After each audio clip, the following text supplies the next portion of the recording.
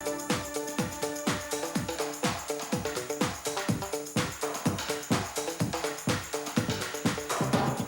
welcome to Writers in Focus. I'm your host, James Taylor, and today I'm delighted to have as my guest Dr. Sheila S. Walker. May I call you Dr. Walker? Sure. Welcome to the Atlanta Fulton Public Library. FGTV and the library welcomes you. By way of introduction, and I love to do this, I was once a student for many, many years, you are a big-time professor of anthropology and noted scholar of the African Diaspora. You are the former director of the Center for African and African American Studies and the Annabel Irian Worsham Centennial Professor of the College of Liberal Arts at the University of Texas, Austin. My God. Quite a mouthful.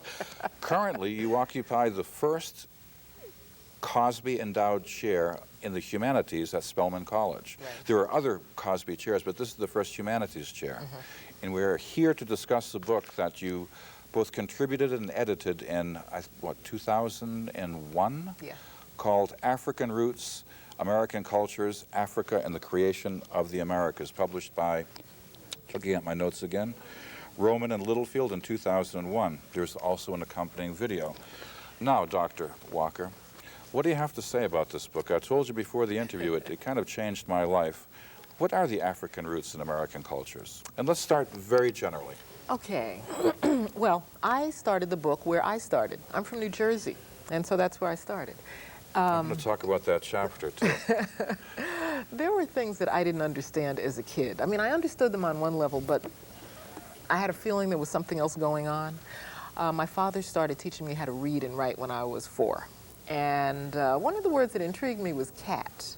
I knew about the little furry thing with the 4 feet, but I wondered why he called his friends cats. The cats are coming over tonight? Yeah. And he had hip cat friends and jive cat friends, and they were sometimes the same ones.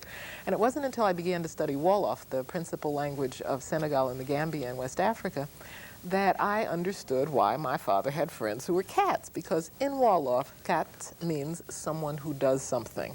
And hippie means to have your eyes wide open to know what's going on, to be hip. So hippie cat in Wolof means someone who knows what's going on, a hip cat. Okay. And Jeff means not serious. Jeff cat, a jive cat. You're getting ahead of even of me. When I'm reading the book, and this is wonderful, I would call it, this is an intellectual source book on the presence of African cultures in the Americas, from the Arctic to Tierra del Fuego. Yep. In this book, you talk about your father saying, are you hip to the jive? And you went to the dictionary, and this is like the standard Webster's, American International, Heritage, and what have you, and origin unknown of jive, of dig, of cat. Talk about that for a minute, Dr. Walker. Well, I was particularly offended by that because the dictionary portrays itself as the voice of authority. That's what it says of itself. Yet, I was surprised to find that the for dig and cat, there's the Old English origin, meaning dig, make holes in things, cat, the 4-legged animal. But the Wolof origin, let's see, definition was there as like the last definition, but still with the Old English attribution.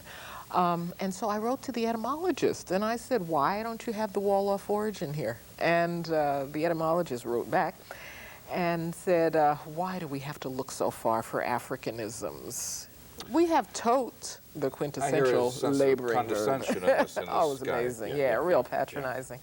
And there is scholarly research on these Wolof origins. This man was aware of the scholarly research. He cited it, and then he discounted it. I think there's a problem there. And he also suggested that there weren't enough Wolof people in the Americas to have these Wolof words, yet Wolof people were responsible for rice culture in Louisiana. Right. Wolof people were the majority in South Carolina at one point.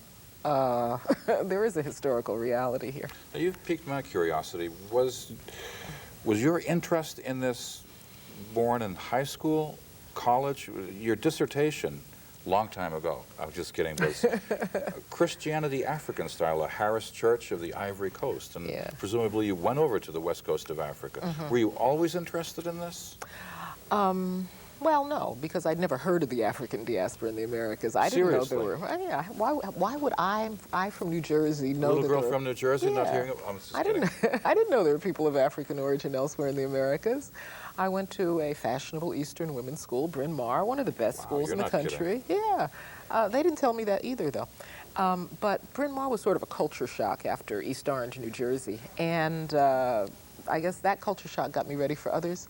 I always wanted to go someplace, and so there was a junior abroad program in France, but then I learned about the experiment in international living that allowed me to go to Cameroon for a summer, live with a family, travel around in the country, and to live in a place that had a real amazing culture. There was a king, a palace, museums, in a small town in the interior of Cameroon.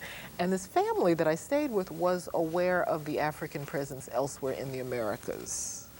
That's unbelievable. Yeah, that's what I thought. They hadn't gone to college. The Africans know more about the Americans, right? Absolutely. They asked me about, well, first they asked me about Martin Luther King, and I said, "Do you know about him?" And they said, "Everybody knows about him." And they asked me about Sparrow, singer from Trinidad, and they asked me about Pelé, soccer player from Brazil. Now, this was the 60s. Of course, I never heard of soccer and Brazil and all that, but they put in my mind the fact that there were African descendants in these other places. When we went to parties, I expected African drumming, traditional dancing. Wrong. Afro-Cuban music, mambo, cha-cha in the 60s.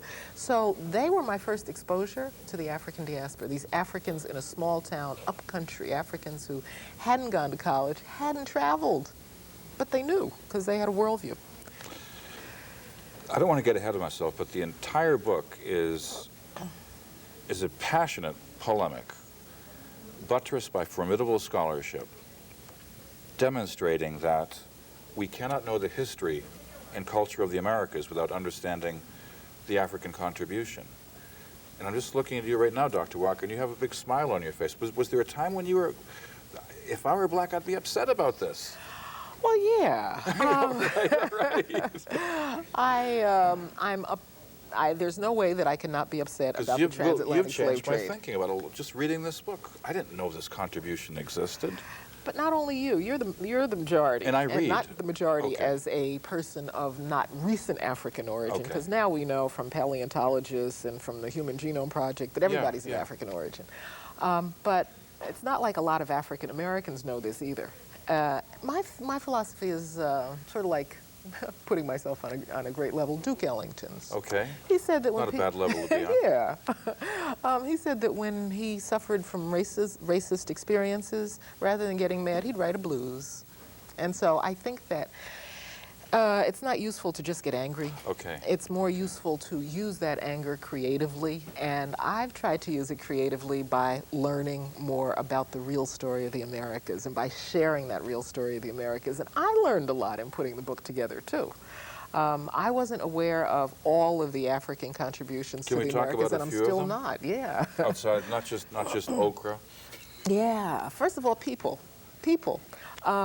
One of the surprising facts that is actually rather logical is that until 1820, the majority of the people in the Americas had come from Africa rather than Europe. When we say Americas, we're not talking about the 13 colonies. We're talking about a whole from thing. Canada to the Tierra tip del of Fuego. South America. Right? Absolutely. Yeah. As of 1776, of 6.5 million people who came to the Americas, 1 million came from Europe, and 5.5 million came from Africa. As of 1820, about 3/4 of the population of the Americas, the whole place, incredible. were African.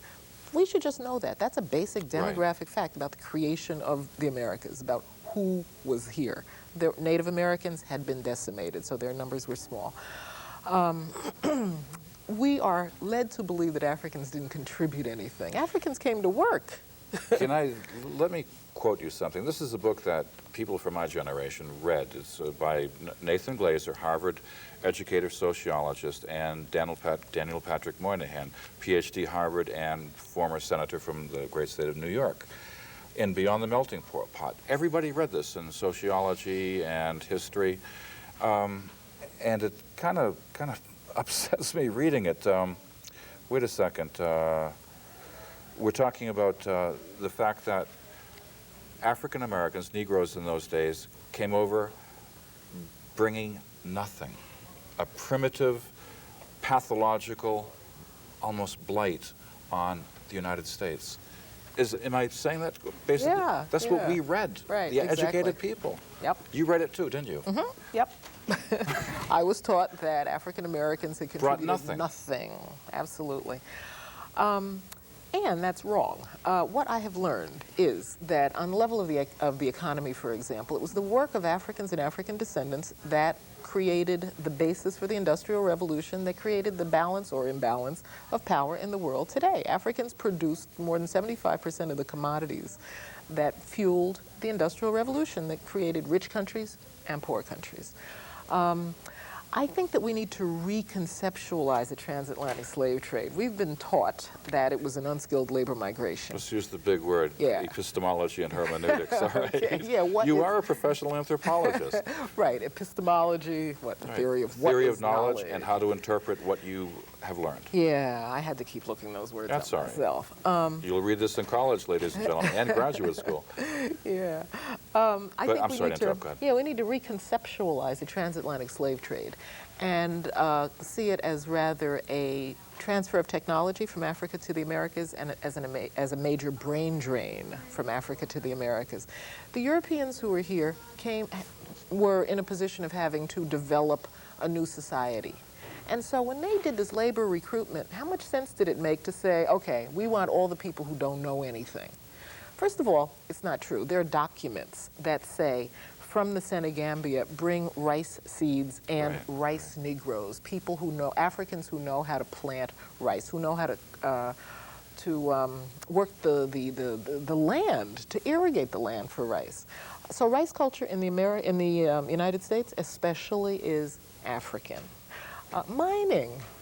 The gold mining. The gold mining, yeah, in Mexico, in Peru, in Colombia, in Brazil. It's interesting to read about the significance of the African presence in mines. Apparently Africans brought luck. But where did the Africans come from, who were the miners? Some of them came from the place that the British called the Gold Coast. Right. So they didn't bring just luck, they brought expertise. And when you consider that the majority of the slave trade went to the tropical Americas. Fewer than 5% of all Africans came to the United States. More than 45% went to Brazil. What did Europeans know about tropical agriculture? Nothing. What did Africans know? A lot. Hence, the Africanity of much of the food of the Americas, including some of the food of the United States, rice, gumbo, cayenne pepper. I figured this out right here in Georgia. My mother's from Georgia, from Lumpkin, Georgia. And when I would say, do you have any cayenne pepper? She'd say, oh, we call it cayenne. And I asked a Wolof-speaking friend, a Senegalese friend here, I was eating, and I said, I'm not kani. Do you have any pepper? To which he said, I'm ulkani. There is no pepper. And I said, what kind of African are you with no pepper? And when I said kani, pepper, I thought of my mother saying, we call it cayenne. And I had gone to Cayenne, capital of French Guiana, looking for cayenne pepper. They don't have any ground dried pepper. They only have the fresh peppers. So I realized, it's not cayenne, it's kani from Wolof, as are these other words. You know, there's a whole complex of words from Wolof. There are other words. More than one would suspect. I'm sorry to interrupt you, Dr. Walker, but there's not a chapter, but a couple of paragraphs in one of the first chapters, how you found the African presence in the state of New Jersey, where you're investigating the word Cuffy, which is a very common, call it a Southern name, both black and white. You talked about the irony of African Americans changing their name from Cuffy to an African name, when in fact Cuffy is a bona fide African name. Absolutely. Talk about that for a minute. I mean, that's... Yeah, I think it's interesting to realize what we've kept. Yeah. And there are I've also met Cuffys who are not African American, but Euro-American. Yeah. I was talking to a woman named Cuffy, and she said, yeah, I met a Ghanaian. And he said, oh, why do we have the same name? Well, culture doesn't stay in a box. I'm worried that somebody who's got an absolutely African name, a woman, say, named Essie Kofi, or Cuffy, Essie meaning woman born on Sunday, Cuffy meaning male born on Friday, so that would be a daughter of a man born on Friday, that somebody who is unknowledgeable about her 100% African name would decide that she wanted an African name and name herself something perfectly respectable, like Malika Shabazz. Perfectly respectable. I understand the intention. but the African name was already there. Yeah, yeah. And with respect to Wolof, some of my students at Texas, one woman said, I have blonde hair and blue eyes. I am a white person. And I asked myself why I was interested in this African diaspora and culture. And she said, after this course, I realized it because it's mine too. I started counting the African words I'd use in a day. And there are two words that we all use often that are of Wolof origin, in spite of what the dictionary says. Wow. You mentioned that in the book, right? Wow in Wolof means yes. And waukai, that gives us okay, and Wolof means yeah, sure. I'm going to ask you a tough question because you really don't address it in the book. After reading the book, it's obvious to me that most people in America have not been aware of the African contribution. Why?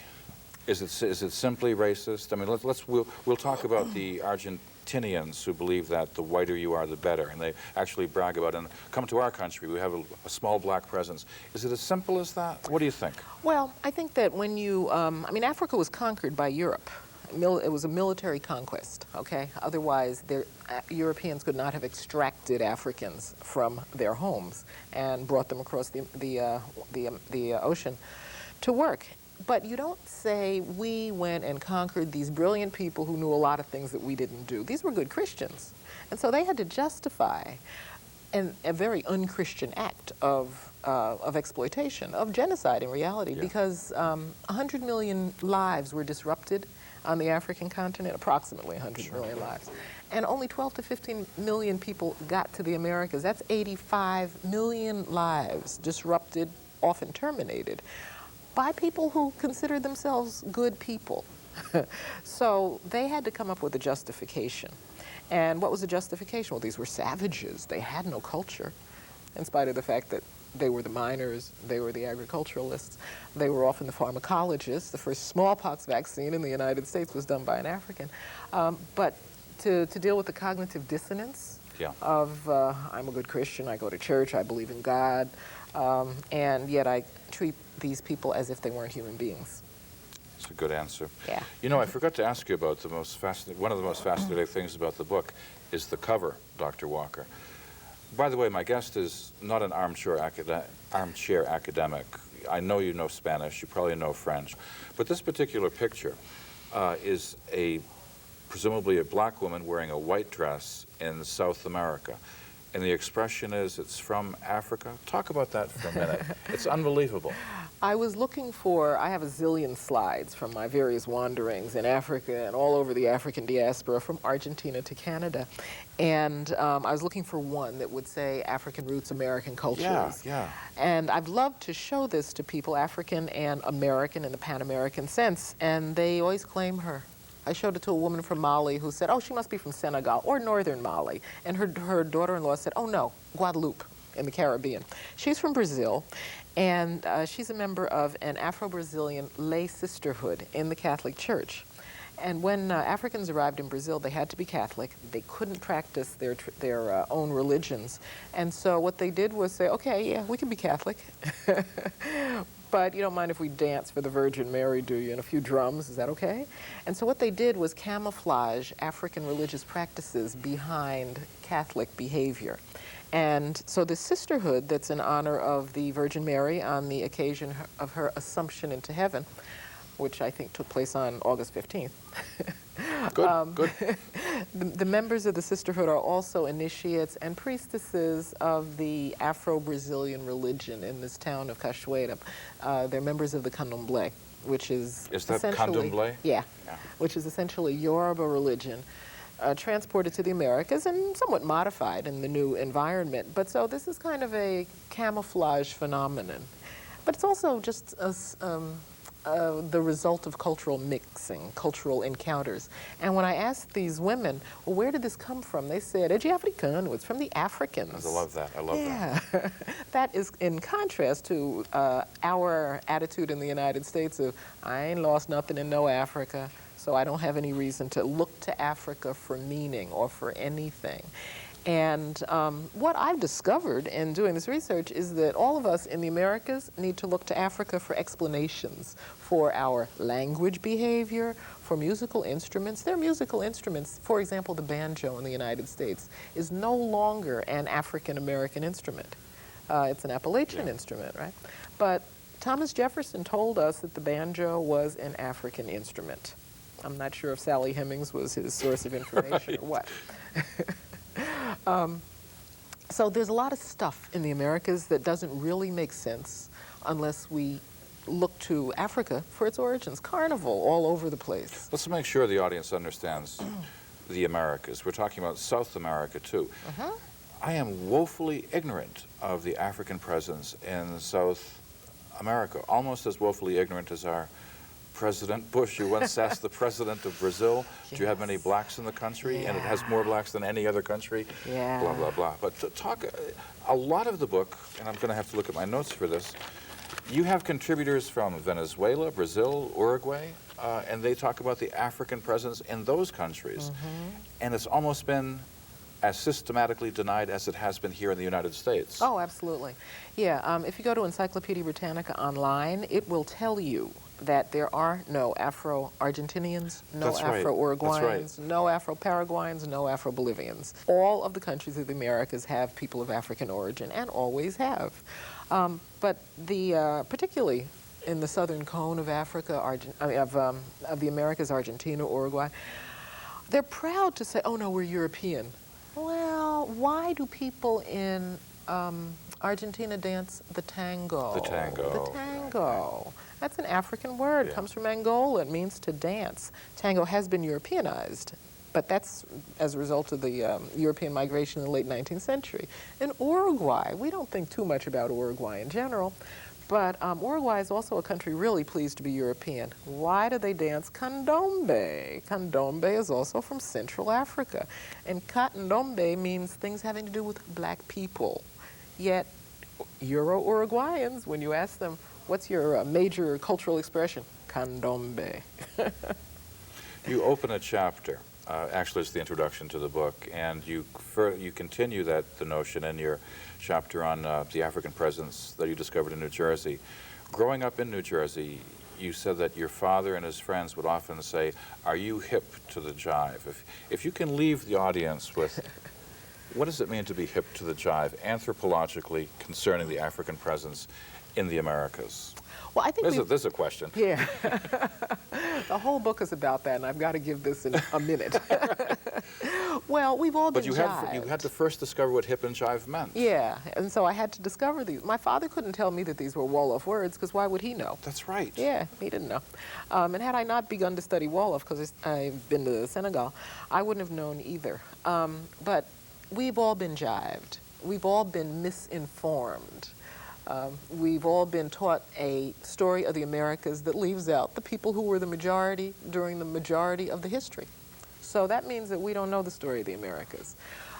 We've been led to think that Africans were insignificant. Then why are we eating rice? Right. And we can pretend we know, but yeah.